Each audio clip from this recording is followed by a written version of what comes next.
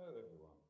Sorry we're a little bit late starting. Just had a few computer glitches, but I think hopefully everything's working okay now. Fingers crossed. I'm just going to Parliament. I'm just going to double check on here that this is indeed coming through.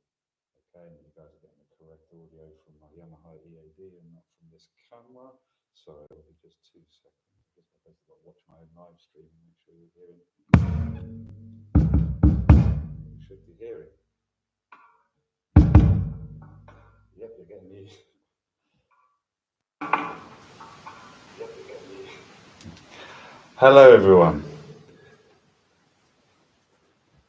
Apologies for the delay in starting there. I've just had a few computer glitches. I'm still getting my head around this setup. I thought I'd try things on my drum kit today. So this is my lovely little gigging setup that I usually use. It's a Tama Silver Star, 18 by 14 kick, 10 by 7 rack tom, 14 by 14 floor tom. This is the same snare I used in the last session and I've used in the last few drum cover videos. It's a 13 by 7 Tama G Maple from the SLP line. That's a fantastic line of snare drums. Definitely check those out. And then cymbal wise, we've got here, this is a 13-inch Byzance Brilliant fast hi-hats.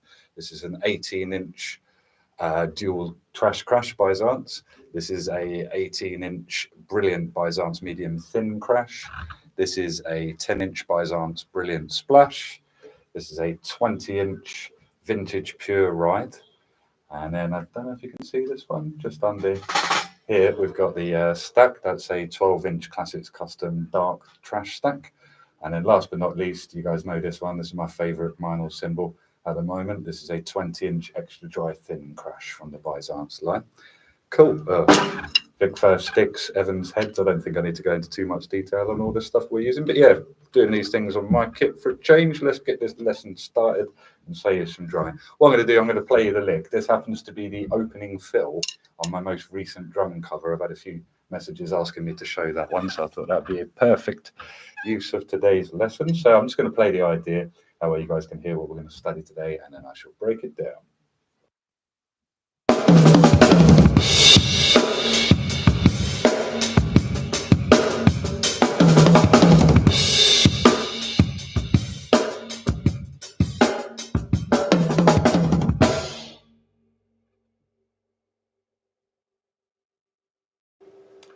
Have to wait a moment there before I put the talkback mic on again, or else these cymbals will take your head clean off with the way these mics are set. Hopefully you can hear my talking and the drumming's not too loud. I've been trying to mess with the levels. I'm going to get this right in the end, where they're about right kind of thing.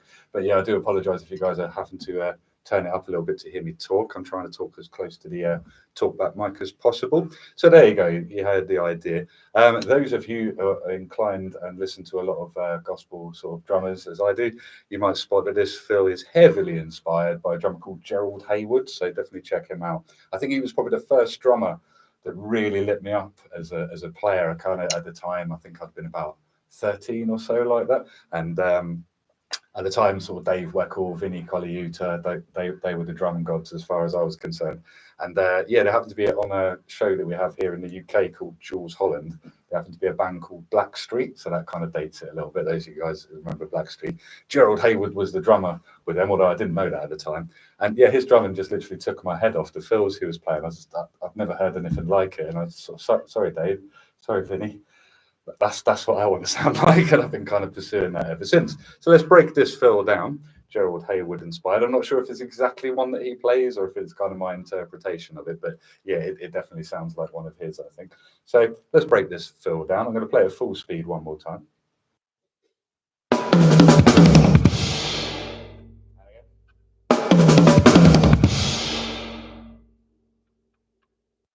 It's a great little opening fill for sort of things, I find, especially if it's sort of a medium kind of round about here sort of tempo. This fill works really nice. So let's break this down. The first part of this fill kind of gives me direct Motown vibes. Let's see if you guys agree, right? Yeah. So what I mean by that is when a Motown song starts, that's usually the fill.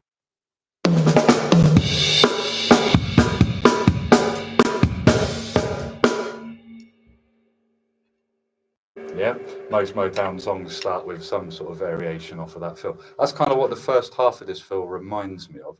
So let's break it right down. I'm going to play a little bit quietly because obviously we're trying to amplify my voice at the moment and drums are going to be hideously loud at your end. So what we've got happening here is we're going snare, ghost note, tom, 2 more ghost notes on the snare, and then another tom, and then a snare. So let's play that with the talkback mic off so you can hear what I mean.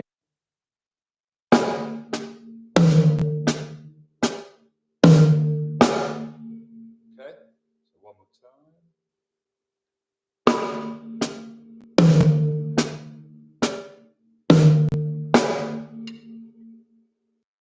Okay, so you might notice I'm alternating which hand goes up on the tom, so I'm playing this with single strokes.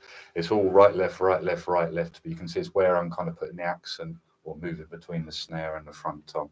Let me see if I can play that even slower, just in case I did not slow that down enough.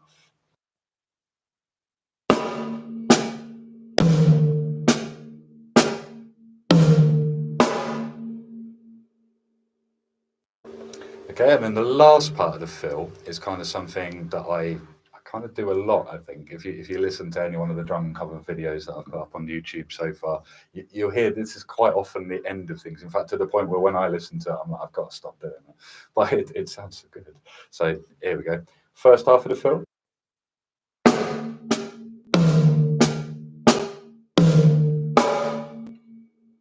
Okay, second half is going to start on a kick.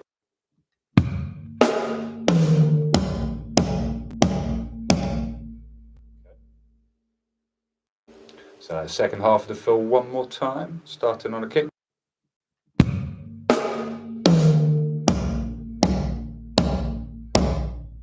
that's going, sorry, talk back mic. That's going kick, snare, tom, and then 4 over here on the floor tom. And then after that, you can crash and end the fill. So let's go over that one more time. I'm going to do first half of the fill. Starts on the snare, sorry.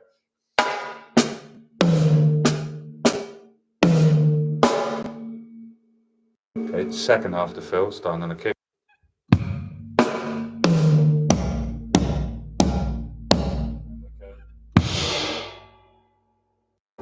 Crash, which is what sound we usually expect at the end of a fill.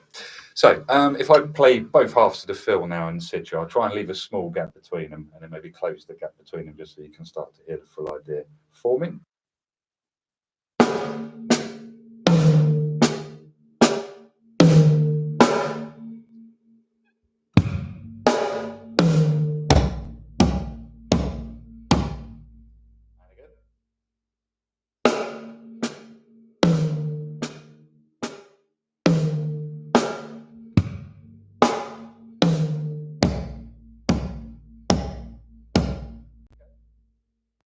Let's go through that one more time. I'll put the 2 halves of the fill together and I'll go like painfully slowly just in case. I'm watching the comments here. I can't see anybody saying I'm not playing it slow enough, but that is something I'm always concerned about with these lessons. What sounds slow in my head is actually quite fast. So anyway, one more time, very slowly stitching the 2 halves of the fill together.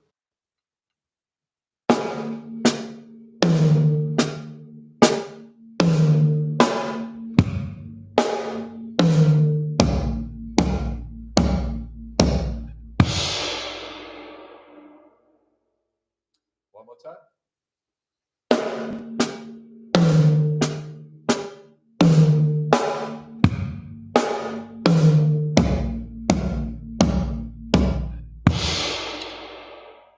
Even slower than that.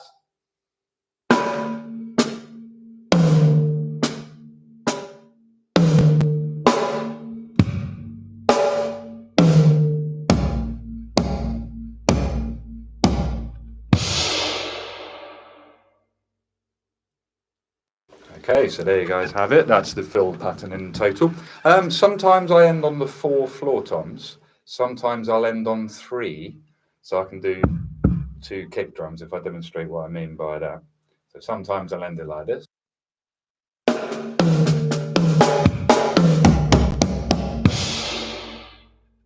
Sometimes I'll end it like this.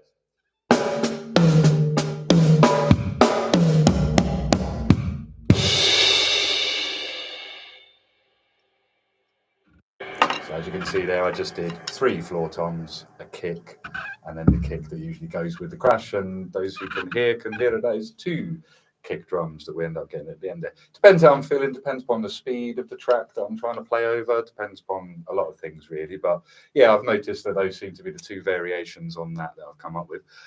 So let's play it medium tempo, perhaps in the context of a groove.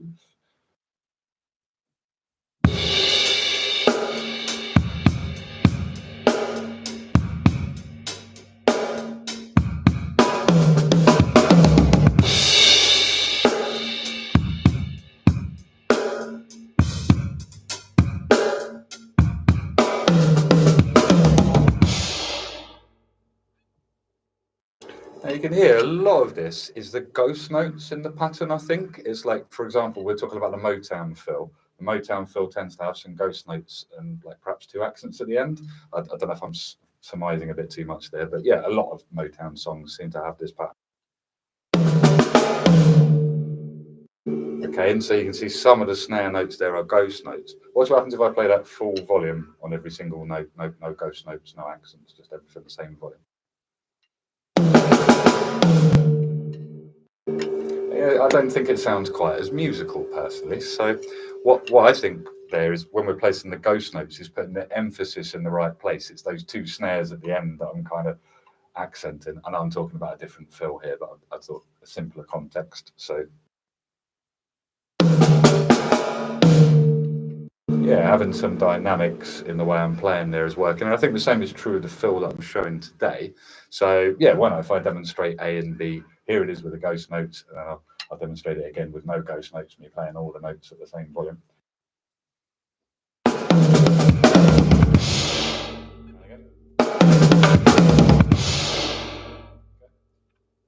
Now with no ghost notes, everything is the same volume.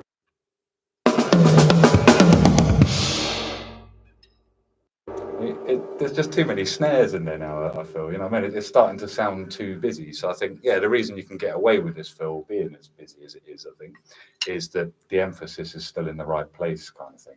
And this is something we've kind of talked about a lot throughout these live sessions. So one more time, if I demonstrate it perhaps at a faster tempo, that's the only thing I haven't yet done. I did that at the beginning of the lesson, but let's do that again perhaps.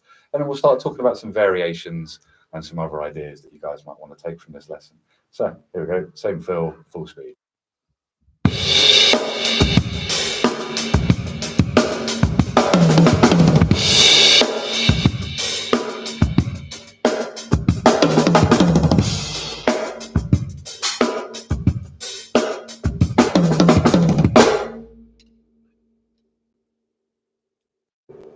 Okay, so there you have it. That's the fill. That's the idea. You noticed I kind of did a bit of both there as I was describing. Sometimes I ended it on 4 floor toms. Sometimes I just did 3 and an extra kick drum. Yeah, it depends upon a variety of things, apparently.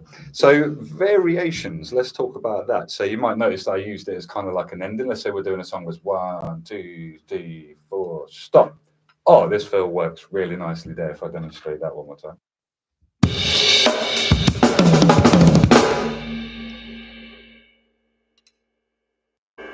Okay, so that was 3 floor toms at the end, and then kick drum as before, and then I'm landing a flam on the snare. Let's play that slowly just so you can hear that.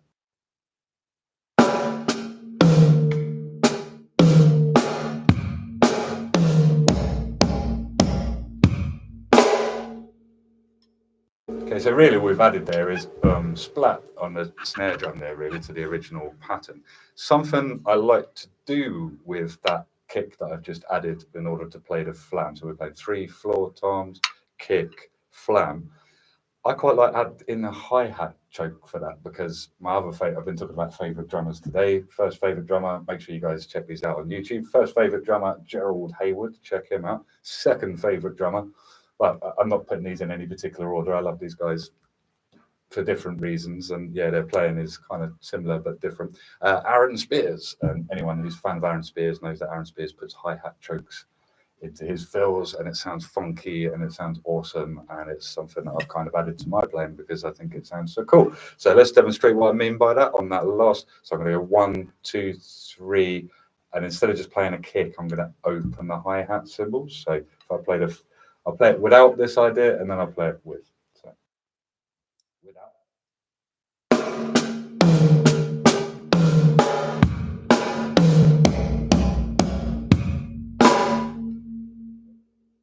Now with the hi-hat choke.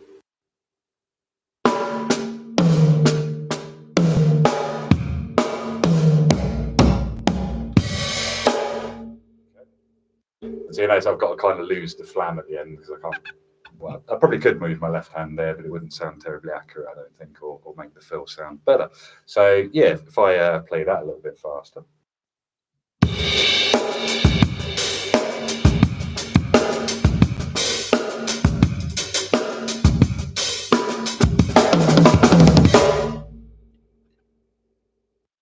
Okay, so if you watch my drumming on a regular basis, you'll notice that particular hi-hat choke move comes out a lot. That's another one where I watch myself play it and I'm like, oh, I've got to stop doing that one, but hey, it sounds cool. So let's look at the two variations that we've covered so far. We've got the fill as it would ordinarily be played, as I played it in the last drum cover that you guys saw.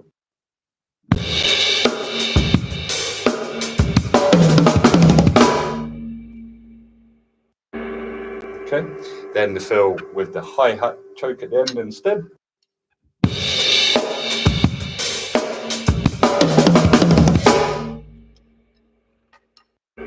Okay, which has kind of caused me to create other variations of that. I like stack cymbals a lot. You might notice that, like in the latest drum cover, there's two stack cymbals. I've got stacked them out. So here we've got the stack over this right side, and then my usual stack that's here on the far right side. So instead of the hi-hat clutch, I quite like to put the stack in there. It kind of means changing the sticking a little bit, or at least it does for me anyway, because I want to land the left hand on the stick. Sorry, that squeaking down there is my bass pedal against the skin. I keep putting my foot on it. Sorry about that if that's bothering anybody.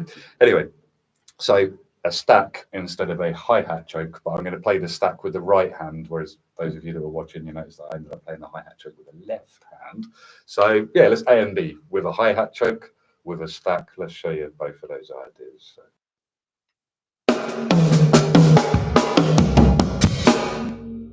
Okay, so that's it with a hi-hat choke, with a stack instead.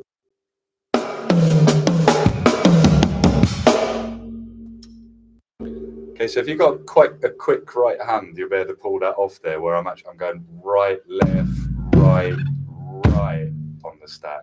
And then I can land, as I was saying earlier, the left hand on the snare. So perhaps if I go through that slowly just to show how I'm facilitating that.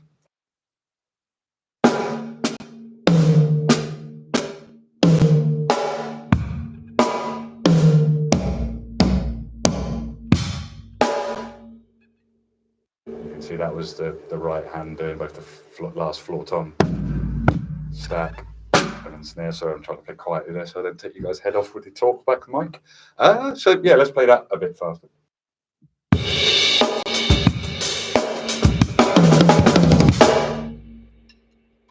And as you can see there, you have a fairly quick right hand if your stack is on the right hand side. I suppose if your stack was on the left hand side, problem solved. You could move it to the stack there. Next variation was kind of a happy accident.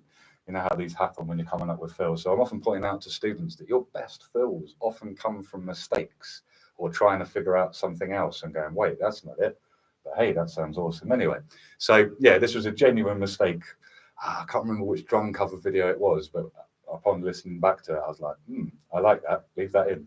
It was something where when I first played it, I wasn't sure if I was going to have to use a different take or something because I wasn't sure if I nailed it. But anyway, so instead of playing, let's see, where is it? Yeah, it's the second top tom. I ended up hitting a splash by mistake one time, and it came out kind of nice. So let's show you what I mean by that.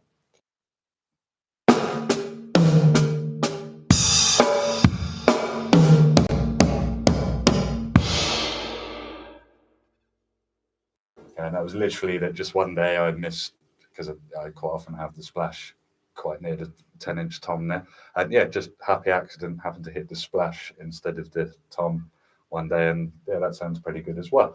Let's speed that up a little bit just so you can hear the difference. So with the tom, with the splash instead, I'll A and B those just so you guys can see what they sound like.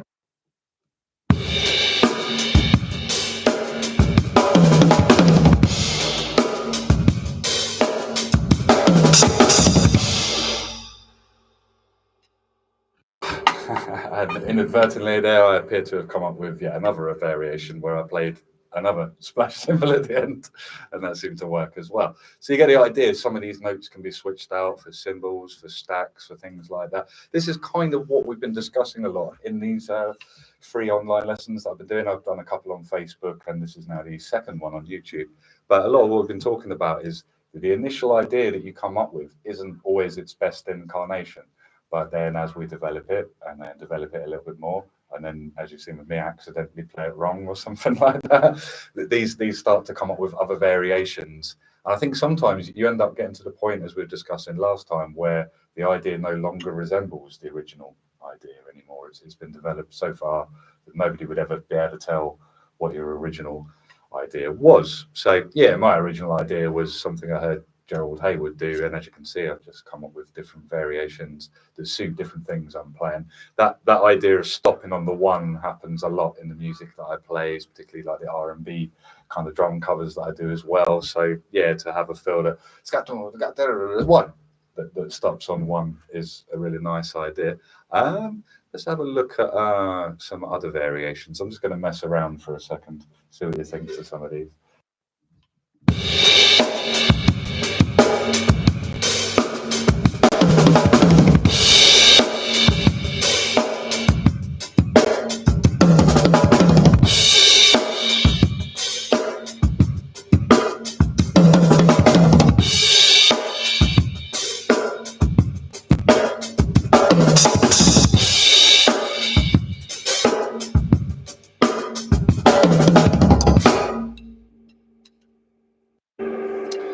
Stuff at the end there, but you get the idea. So yeah, it's a great fill. I found it very useful. I've almost overused it to the point it's so useful, but hey, that's what happens with good fills, I find. And sometimes you've got to kind of rein it in. As I was saying earlier, you find yourself, wait a minute, I do need to stop using that quite as often as I do.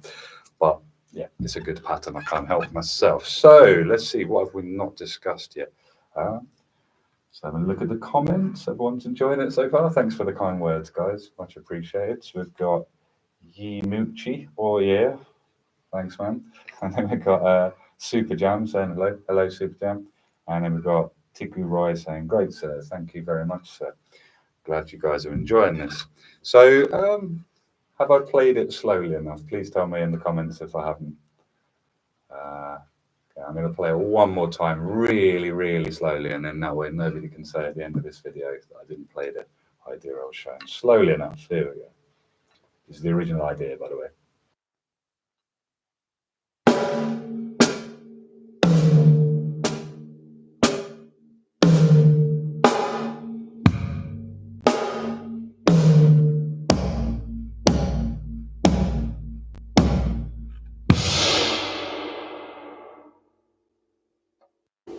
Okay. Should I slow down the variations? I'll try that as well. Nobody's saying no. Please stop me if I'm boring you guys. I'm just trying to think of things that I've not already covered before we move on to the last segment of the lesson. So yeah, I'll do the variation with the hi-hat sizzle in the middle of it.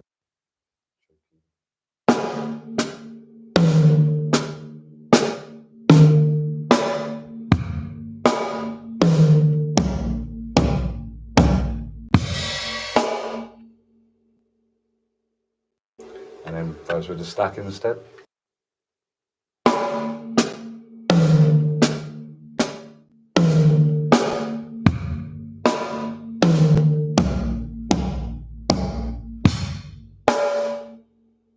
Remember that as both the right hand there, so I've had to change the sticking of the original idea somewhat to facilitate that. And then last but not least, we had the one where I accidentally hit the splash. There seems to be two variations on that, so I'll try and play both of them. Try and figure out what I was playing there. 1 second. So.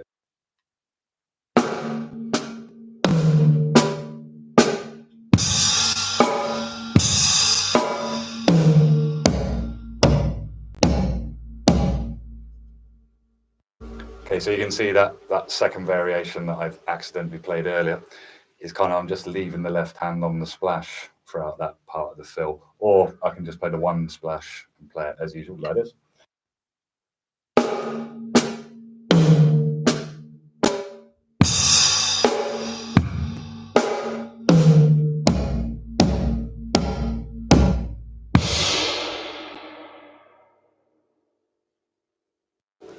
Okay, so there you have it. Those are all the variations today.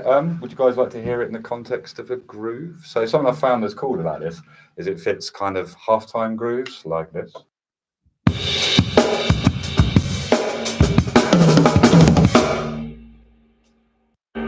It'll also fit faster, sort of, say you're playing a quick rock song like this.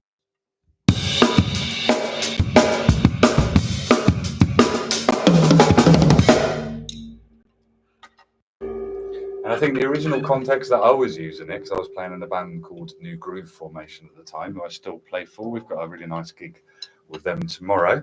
And yeah, I was playing it over ska music, so like this.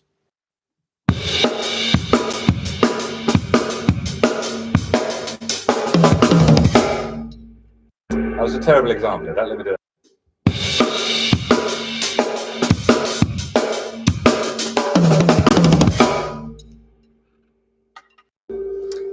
Yeah, it seems to fit in most contexts. Obviously, it's quite a bruiser of a fill. I don't know if it sounds any good played light. See what you think. But I think some of the attack of the sort of gospel style of drumming there, I think is what makes this lick sound as nice as it does. That's what it sounds like. I don't know.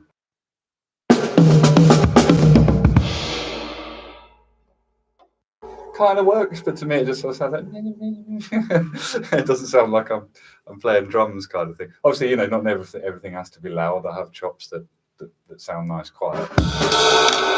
Sorry, taking everybody's head off with the talkback mic.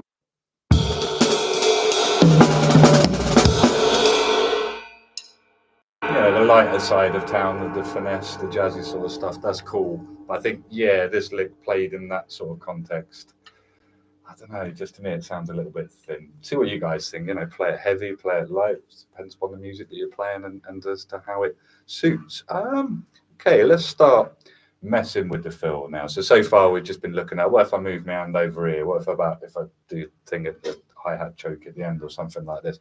What about if we're in 6/8, not 4/4?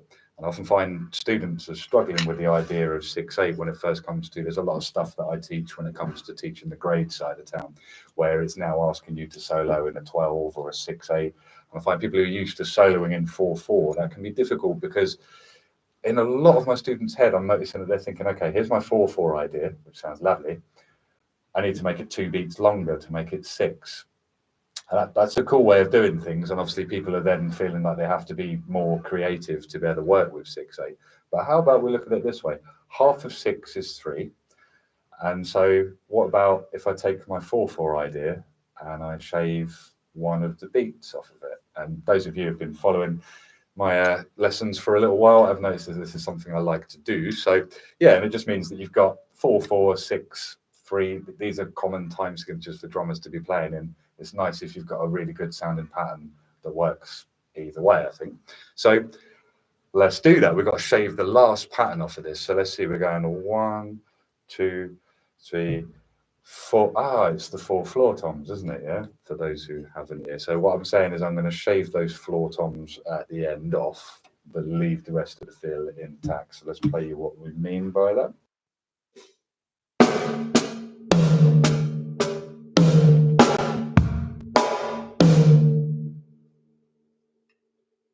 You see, I just cut things short there.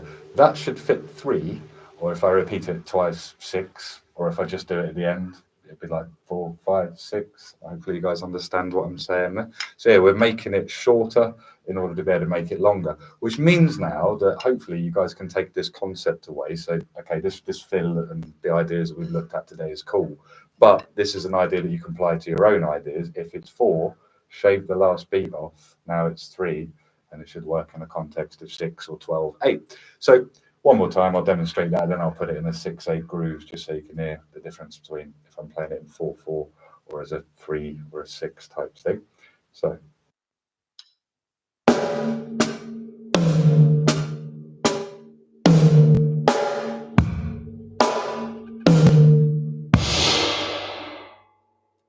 I'm choosing to end the fill there rather than after the floor toms that usually sat in there. So that's going 1 and 2 and 3 and 4 and 5 and 6 and 1. Yeah. So if I play that one more time.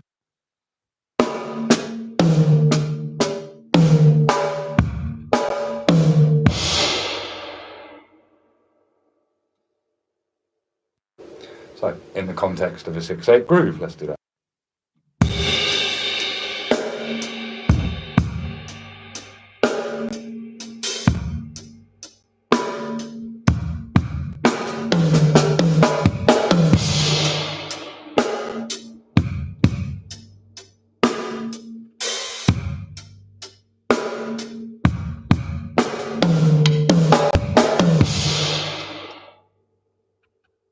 Okay, and as you can hear, that fits that time signature quite nicely. However, the voicing of it, it's all on the top tom now, isn't it? And we're kind of used to fills coming down in pitch. So let's see what we can do about that. I'm just going to mess around for a second.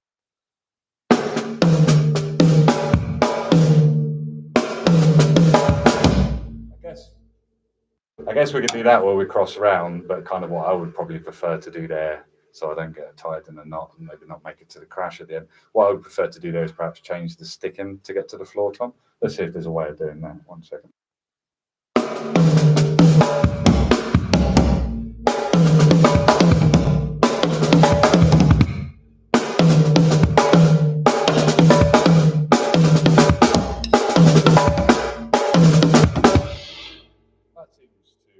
So I'll slow that down. Instead of going at the end, I'm going to go floor tom, snare drum. Yeah, have a listen. So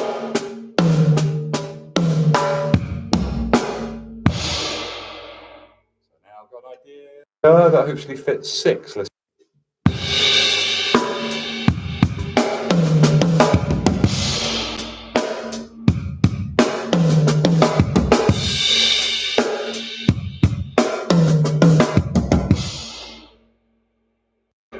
as you can see there, I kind of messed up a little bit there, but it's a happy accident. I played 2 floor toms at the end there and was kind of wondering why didn't I just do that, to be honest. So that bit slower.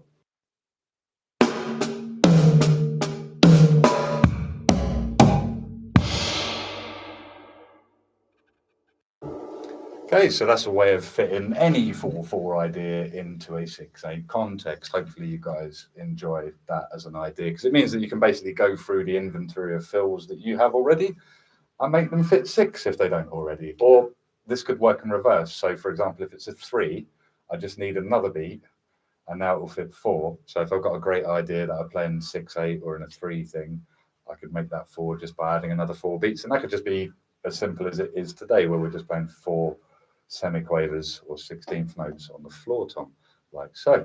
So have I demonstrated things slowly? Hope so.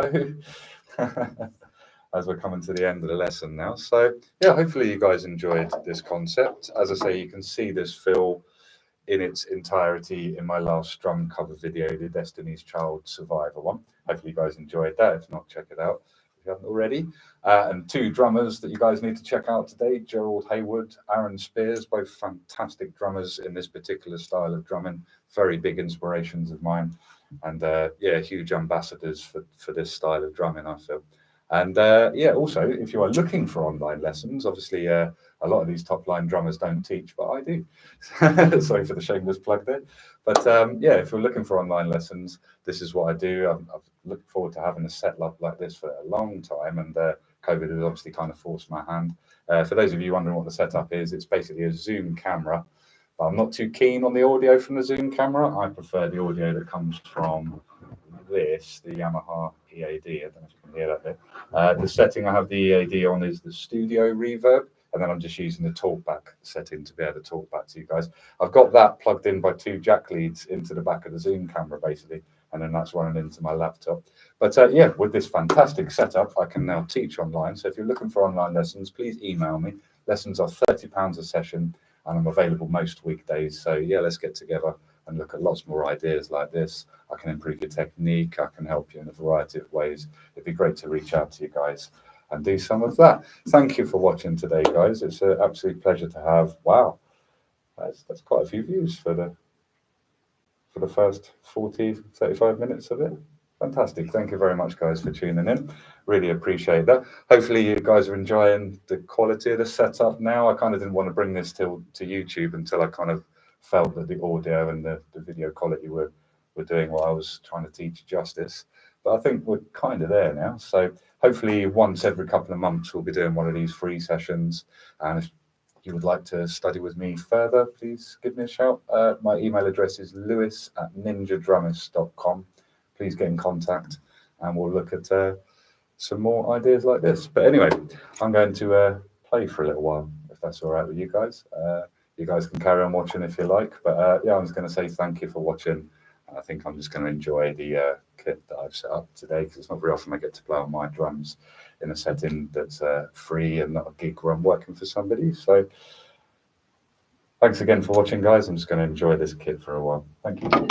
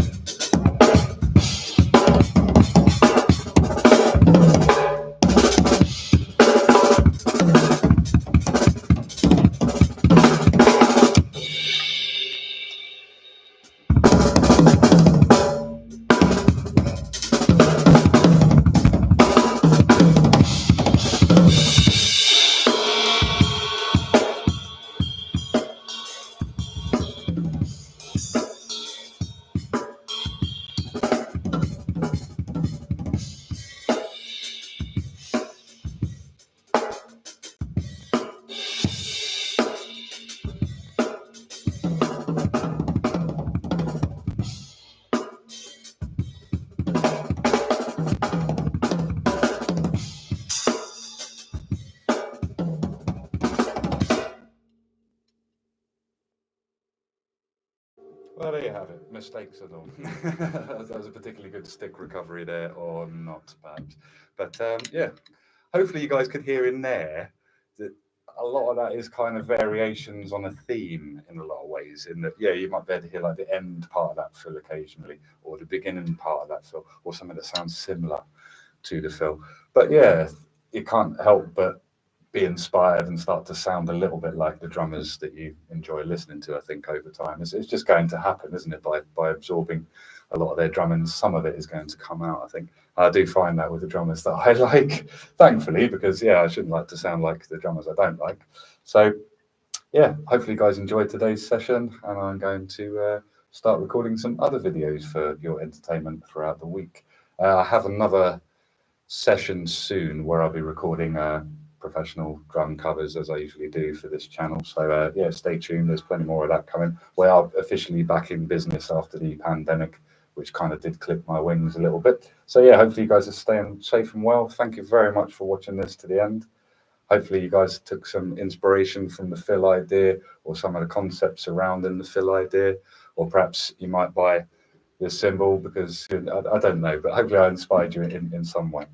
Cool. Thank you again, guys. Thanks for watching, and tune in a couple of months. We'll be doing another one of these. I shall let you know in good time when that is. Thanks very much again, and have a great day.